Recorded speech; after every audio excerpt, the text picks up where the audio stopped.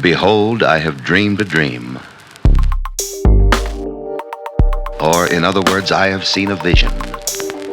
And behold, because of the thing which I have seen, I have reason to rejoice in the Lord because of Nephi and also of Sam. For I have reason to suppose that they and also many of their seed will be saved. But behold, Laman and Lemuel, I fear exceedingly because of you. For behold, methought I saw in my dream a dark and dreary wilderness. And it came to pass that I saw a man, and he was dressed in a white robe. And he came and stood before me. And it came to pass that he spake unto me, and bade me follow him. And it came to pass that as I followed him, I beheld myself that I was in a dark and dreary waste.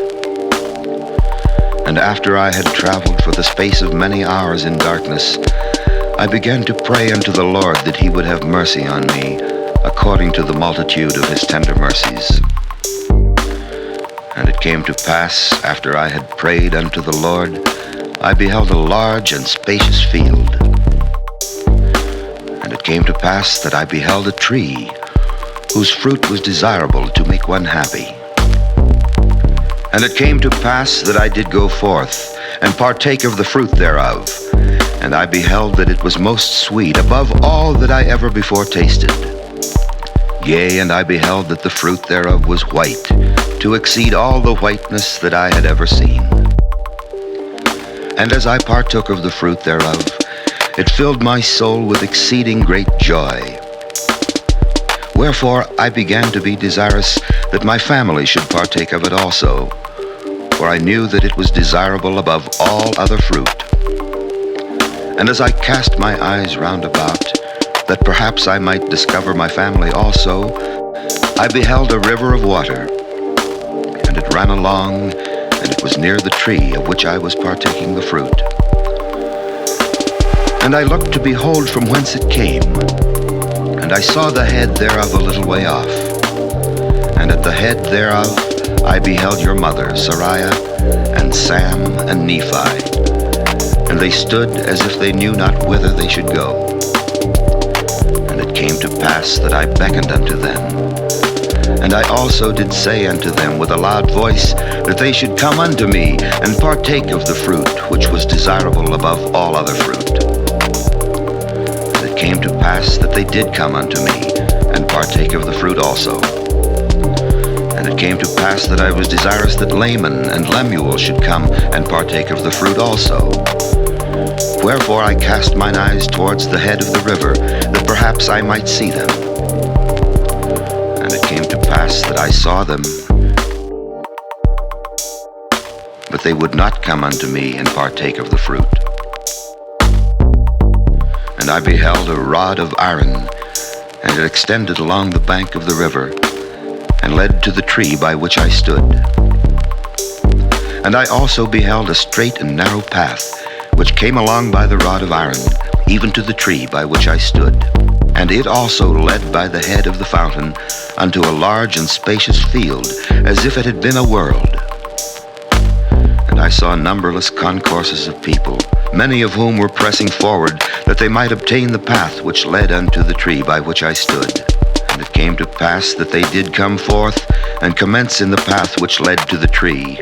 And it came to pass that there arose a mist of darkness, yea, even an exceeding great mist of darkness, insomuch that they who had commenced in the path did lose their way, that they wandered off and were lost. And it came to pass that I beheld others pressing forward, and they came forth and caught hold of the end of the rod of iron, and they did press forward through the mist of darkness, clinging to the rod of iron, even until they did come forth and partake of the fruit of the tree.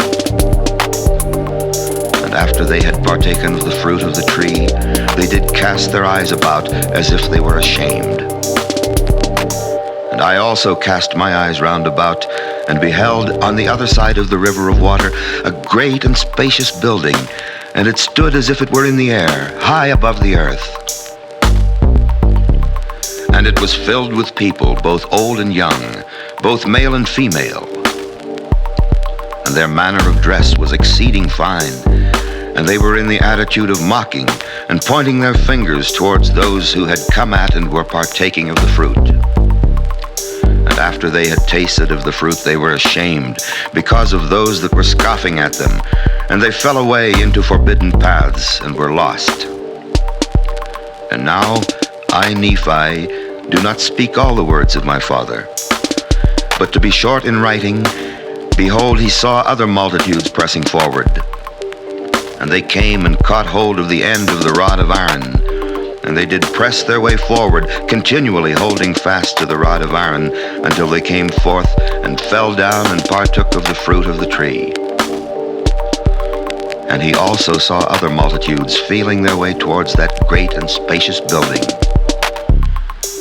And it came to pass that many were drowned in the depths of the fountain, and many were lost from his view, wandering in strange roads. And great was the multitude that did enter into that strange building. And after they did enter into that building, they did point the finger of scorn at me and those that were partaking of the fruit also. But we heeded them not. These are the words of my father. For as many as heeded them had fallen away.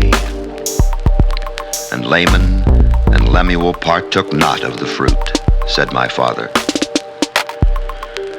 And it came to pass after my father had spoken all the words of his dream or vision, which were many, he said unto us, because of these things which he saw in a vision, he exceedingly feared for Laman and Lemuel, yea, he feared lest they should be cast off from the presence of the Lord. And he did exhort them then with all the feeling of a tender parent, that they would hearken to his words, that perhaps the Lord would be merciful to them, and not cast them off.